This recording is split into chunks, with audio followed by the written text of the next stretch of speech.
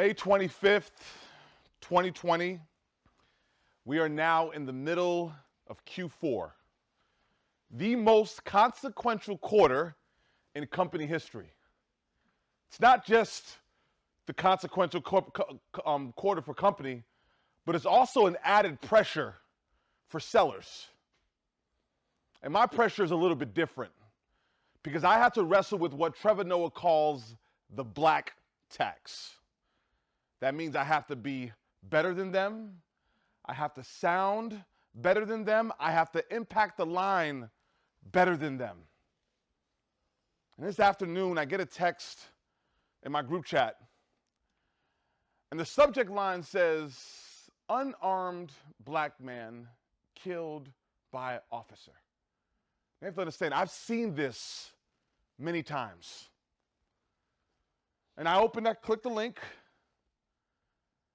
and the length of the link was 9 minutes and 29 seconds. For 9 minutes, I saw the knee of an officer on the neck of an innocent black man. He had his hands tied behind him, and people just watched as he screamed and tried to say, "I can't breathe," for 9 minutes and 29 seconds.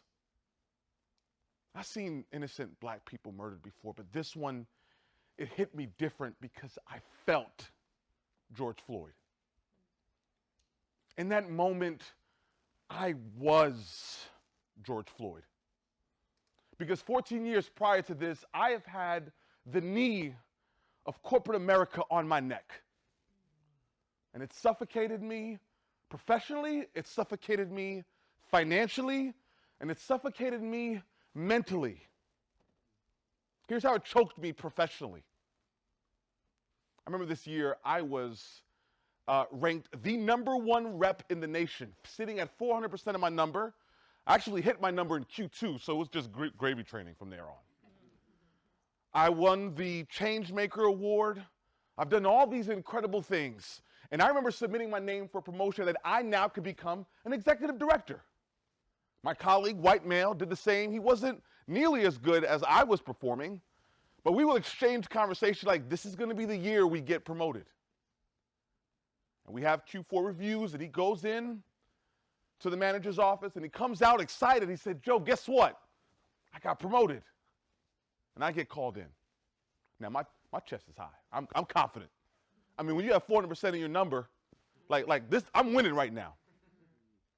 And I go in with this level of excitement, but I look at his face, and he has a different demeanor. And he says, "Joe, have a seat." And then he says, "Joe, you had a great year, but you lack executive presence. Try again next year."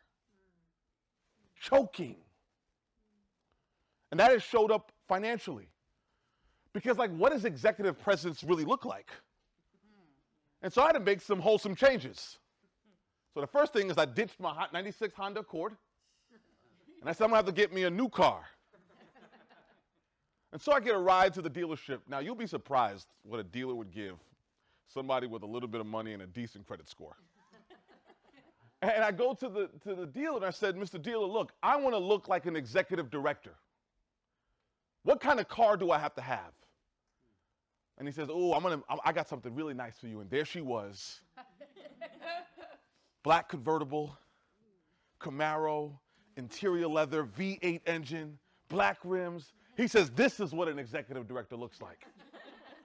So I give me the paperwork. He said, "I got even some good news for you, Joseph. You don't have to put no money down today." I said, "This is great." Signed the dotted line, not realizing it was 26% in interest that I was signing. Executive presence. So I said, "Oh, okay. Well, if I have the car, you have to have also the shoes." So I got the Tom Ford shoes, and you can't just have the shoes, you got to have the suit. So I got the Tom James suit. And you can't just look the part with the nice car, you got to get into rooms that they're in. And so you have to fly to the places that they're flying to and eat the steakhouses that they're eating in. And I started to consume and consume and consume. until I found myself $100,000 in consumer debt, choking financially. And eventually that started to play a role on my mental, my psyche, and the way I viewed myself. So I go into the office with my Tom Ford shoes and my Tom James suit, and I feel like I look like an executive. I have the car like an executive, and I walk, but I can't help people start to whisper and start to laugh. And are they laughing at me? And then the area vice president comes out and says, Joseph, tonight is the black tie event. But I need to ask you, Joseph, do you even know what a black tie event is? And everybody starts laughing. I felt so small in that moment. So yes, on May 25th, 2020, when I watched the link of George Floyd, I was choking. In that most vulnerable state, I did something you never do in sales. I called my boss's boss direct. And I picked up the phone, and I told him, I am not okay. And his response was, well, Joe, sorry you're not okay, but I got an idea for you. Why don't you lead the DEI initiative? Now, I'm not going to lie. I thought something was different when George Floyd died. Like, the world was changed. Maybe this country was going to deal with the sins of its past. Maybe we were going to reckon with the challenges that we've had. And so I led DEI initiatives. And after 2 years, I discovered that it was just marketing. That if I was going to actually finally breathe and stop choking, I was going to have to divorce myself from corporate America. And I left. And I went on this pathway to try to find out, what does it really mean to be free? What does it really mean to breathe professionally, financially, and personally, mentally? What does it mean to be free? And when I think of professionally, this was tough for me because my entire corporate career, my entire professional career has been in corporate. I know nothing else.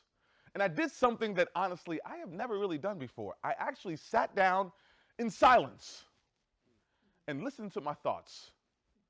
I'd wake up 6 o'clock in the morning in my sunroom as I'm sitting on 4 acres of land with a backdrop of the woods in silence. And I discovered that I had to unlearn and relearn what it really means to win professionally. And I read books like Long Walk to Freedom from Nelson Mandela, the autobiography of Malcolm X, the autobiography of Gandhi. I've read the Gospels of Jesus Christ, and I'm starting to read, and there was a common thread across the board, is that if you wanted to win professionally, you have to learn to serve others. If you want to be first, you must be last. That the true winning of profession is not in how many people report to you. It's not in titles. It's an understanding at the core, at its most core part, is that we are here to serve others. And in one of the mornings, as I'm getting this light bulb moment, my 4-year-old daughter comes to me. She sits on my lap and she says, Daddy, what are you doing? I said, Daddy's learning. She said, you still learn? You're not too old to learn? And I said, yes, baby, we still learn. We will forever learn.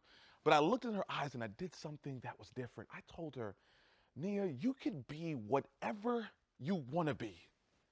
And for the first time, I actually meant it, because I told my kids you could be what you want to be, but in the back of my mind, I thought engineer, I thought technologist, no arts, nothing, something that's going to pay a job. But this time, I genuinely meant it. Freedom. Now, me and my wife had to realize that, look, if we're going to be free financially, we need to make some wholesome changes. That $100,000 in debt is a lot. And the first thing we realized we had to do is we had to assess where we were. And so we went old school. Budget form, we listed all our incomes, and we listed all our expenses. And then we called out all the credit cards. The Chase Sapphire, that's where I funded my shoes. It was the Inks, that's where I did my suits. And all the travel points that I was convinced to sign up for. And we would list them all one by one.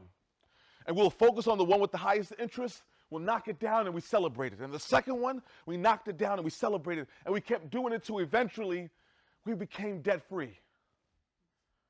$100,000 gone. And it's at that moment I realized that we started and stopped funding our insecurities, and we began to fund our values. We started putting money in things that were important to us.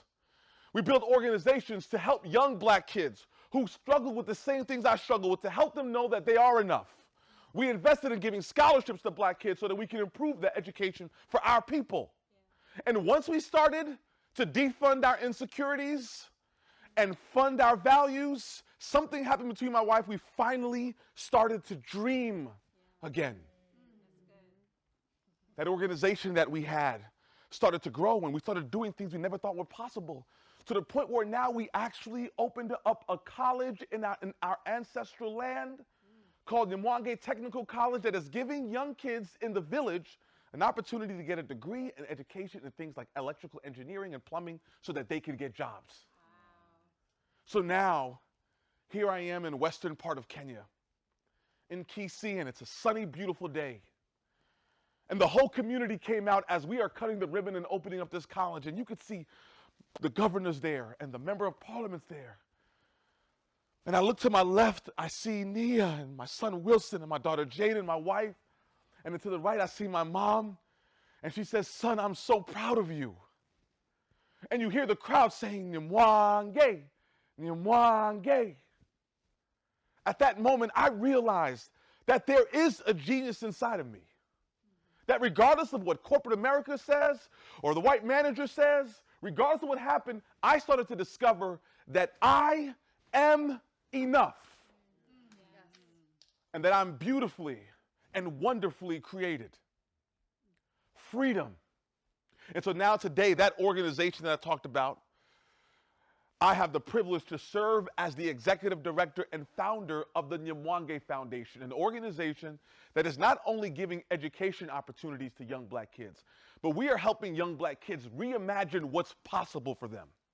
We're giving them a new introduction to their history, to tell them that they were not and are not come from just a history of blood of slaves. We were bigger than that. Our contributions were bigger than that. And we show them that education is not something you just learn, you experience. So we fund taking young black kids to the motherland in Africa so they could see it for themselves. And now they know that our contributions to the world is incredible.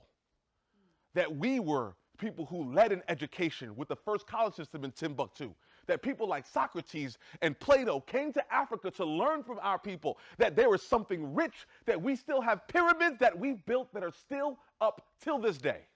That's our history. Our kids need to know this. And it's not just young black kids that get to dream again, but I'm helping older black and brown people dream again by teaching them how to better manage their money so that they can defund their insecurities and fund the things that they value. Because now me and my wife are on a mission to build a generation of millionaires operating in purpose. And for anybody outside of me or who's not African American that feels marginalized, or you feel like there's a knee on your neck, let me first tell you, you're not alone.